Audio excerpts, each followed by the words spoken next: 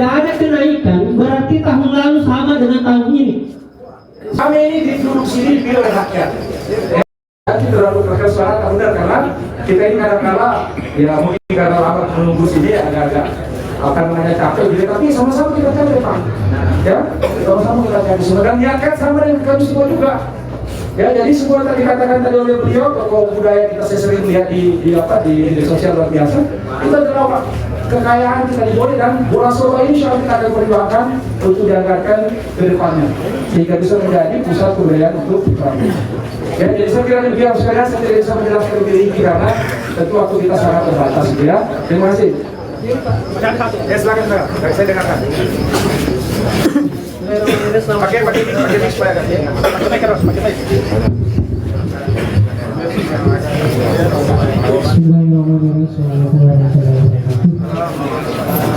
Mungkin dari teman-teman dan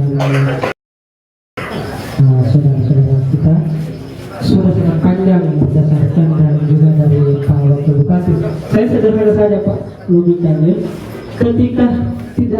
Ketika mengatakan hanya penyesuaian berarti ada perubahan.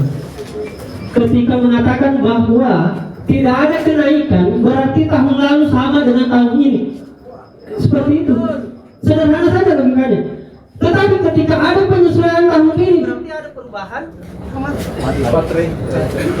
Ada perubahan dan ada perubahan nominal pembayaran. Baik itu turun maupun itu naik. Dan fakta secara di lapangan itu naik. Itu fakta di lapangan.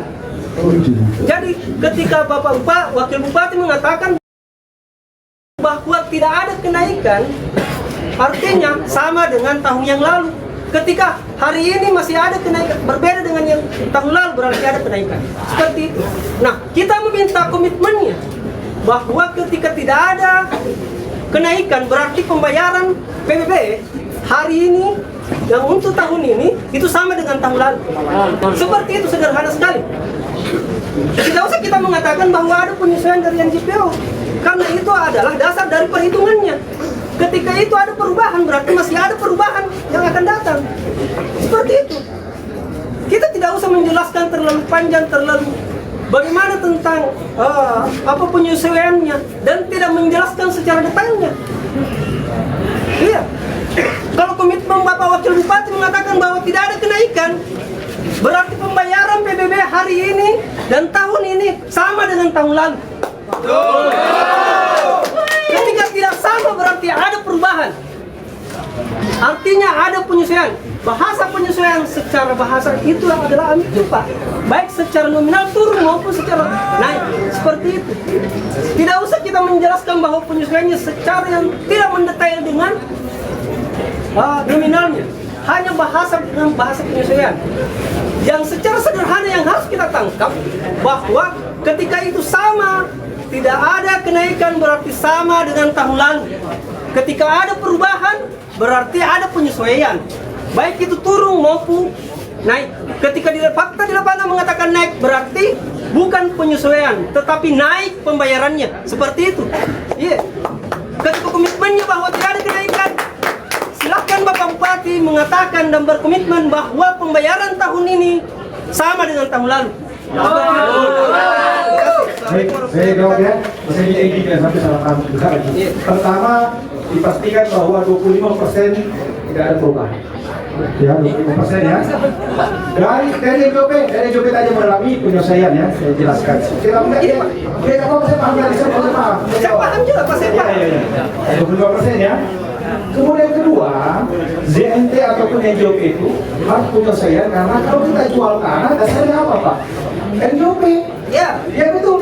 Jadi dasarnya masa sama keadilan juga. Masa tanah. Pak, begini Pak, mohon maaf. Posisi tentang NJOP antara misalkan di sini yang dengan di kampung itu berbeda. Pasti begitu, semuanya begitu. Tidak usah kita mempolitisir bahasa bahwa ada berkeadilan secara sama atau yang berbeda. Kita paham sampai di situ. Yang kita harus samakan secara persepsi dan asumsi bahwa tidak ada kenaikan untuk tahun ini sama dengan tahun lalu. Itu saja. 25% tadi dari naik ya. Yang kedua, tidak benar ya tidak benar kenaikan 13% setelah penyesuaian dari NJOP. Dan ketiga saya pastikan bahwa memang ada kenaikan setelah penyesuaian tadi dari NJOP, tapi tidak sebesar seperti berita yang ada. Dan itu juga dari 7.000 menjadi 14.000 juga. Bapak saya tanya, mau membantu daerah Pak Haji apa 14.000? Kan sudah saya dulu nih, kita kan menuntut nih, kita sudah warga boleh kita tuntut nih pemerintah kita supaya melayani kita bagus.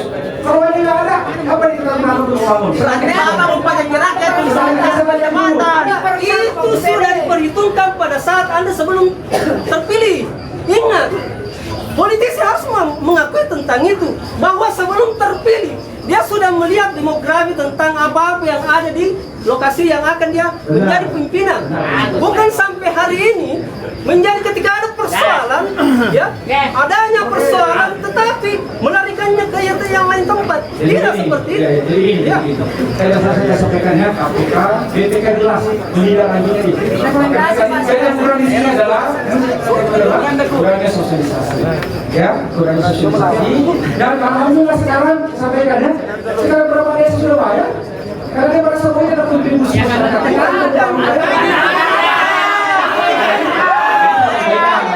Saya mendengar tadi menghargai, Bapak bicara dengarkan tadi. Sekarang saya bicara. Ya dengarkan dulu, ada tadi bicara dengarkan gitu ya. Jadi kita tadi mendengarkan Pak. Kami ini duduk sini dipilih oleh rakyat. Ya, jadi jangan pandang kita dipilih oleh rakyat. Punya secara hukum konstitusi rakyat ini kita ya. Kita diberikan mandat untuk bagaimana kita melakukan itu. Jadi saya sampaikan tadi bahwa berkebutuhan boleh mewaris hutang 300 miliar Pak. Ini saya sampaikan ini bukan ini sampaikan bahwa ini adalah fakta daripada undang-undang aturan bahwa mengalami kenaikan, dan saya sampai simpulkan bahwa terjadi ada akibat penyesuaian dari NJOP menyebabkan terjadi penyesuaian daripada PBB kita. Cuma jumlahnya sangat variatif, ya. Dan saya yakin bahwa kalau dijelaskan secara baik bahwa ini untuk jalanan, bangunan, kesehatan, saya kira rakyat tidak bisa menerima, ya kan? Jadi ini saya kira perlu kita sama-sama, dan saya mau juga kita semua bantu kita pemerintah. Bahwa ini adalah gerakan kita bersama. Mari kita sama-sama membangun pemerintahan terbuka dan membangun daerah politik secara bersama. Karena ada program mengatakan, jangan kita mengatakan apa yang kita dapatkan dari negara kita, tapi apa yang kita kontribusikan untuk daerah kita. Saya kira ini perlu menjadi katakan kita semuanya. Dan sekali lagi sekalian, kita ini satu saudara semuanya. Tidak ada orang lain di dunia ini. Dan saya sepakat sama Pak Ali tadi bahwa kita satu saudara semua. Dan kami juga punya niat yang baik sama dengan adik-adik semua bahwa kita ingin menjadikan dunia lebih baik. Ya, seperti itu. Saya kira itu Pak. Kita masuk dulu ya. Silakan. Jadi begini, kita kan sudah memahami tidak ada sosialisasi. Memang kita tidak mengatakan bahwa ada isu yang beredar 30%, kami juga tidak mengkonsumsi itu. Tapi ada kenaikan, ada perubahan pembayaran. Kemudian ada pembahasan DPRD Pak. Rencana program jangka menengah daerah termasuk nomenklatur PAD, itu peningkatan PAD dibebani lagi ke PBB. Artinya apa? Akan pasti ada peningkatan lagi. Pertanyaannya, kebijakan hari ini yang berlaku itu mesti dikembalikan atau mesti dibatalkan karena tidak ada pembahasan dan penyesuaian antara DPRD dengan pihak pemerintah desa kaitan dengan persoalan itu. Bapak kan sudah 10 tahun lebih di bangku legislatif, tahu bagaimana pembahasan di bangku legislatif. DPRD tidak pernah menyepakati terkait dengan RPJMD, nomenklatur peningkatan PAD melalui PBB P2 itu mesti dibatalkan sebelum ada sosialisasi yang menyeluruh kepada masyarakat. Ini mesti dipahami semuanya. Mesti kita dapatkan kajian yang betul-betul detail dan komprehensif sekaitan dengan urgensi peningkatan PBB. Ketiga, bahwa pembayaran pada tahun ini itu harus dikembalikan dulu ke masyarakat sebelum ada penyesuaian dan sosialisasi yang betul-betul sudah sesuai dengan kemampuan perekonomian masyarakat. Saya tidak mengatakan bahwa di desa itu murah, bukan. Bayangkan di kota, Pak, tidak semua orang di kota itu orang kaya. Memang bangunannya besar. Pernah tidak kita cross check apakah dia jatuh perekonomian? Berapa tanggungannya? Nah, ini yang kita ingin pikirkan bersama. Memang betul 300% tidak sepenuhnya naik. Tapi ketika kita mengkonfirmasi 2024 ke 2025, ini mendekati. Nah, jadi saya harapkan ini Pak Wak. Jadi saya harapkan terkait dengan pungutan PBBP 2 pada tahun ini, itu tidak dilakukan pungutan sebelum ada perampungan pembahasan yang ada di DPRD bersama dengan Pemda. Ketua DPRD kemarin sudah mensinyalir, sudah memberikan ketegasan bahwa kami menolak adanya kenaikan persoalan ini. PAD dengan menggunakan PPBP 2. Artinya apa? Secara konstitusional, sebagai lembaga penyeimbang kekuasaan Pemda, mesti juga memperhatikan pandangan-pandangan dari DPRD. Begitupun kami yang melakukan gerakan demonstrasi kemarin di sana sudah menyepakati dan akan memperjuangkan ini. Artinya apa? Agenda kenaikan yang ada dalam RPJMD itu mesti dihapuskan nomenklatur.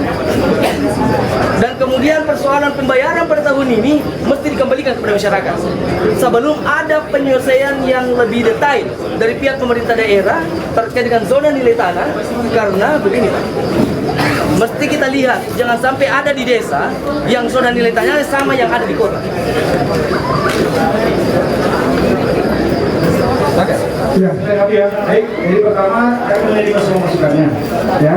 Nah, kalau untuk penentuan pajak ini sebenarnya kita mendengarkan dari DPRD. Sebenarnya secara aturan itu adalah domainnya pemerintah daerah.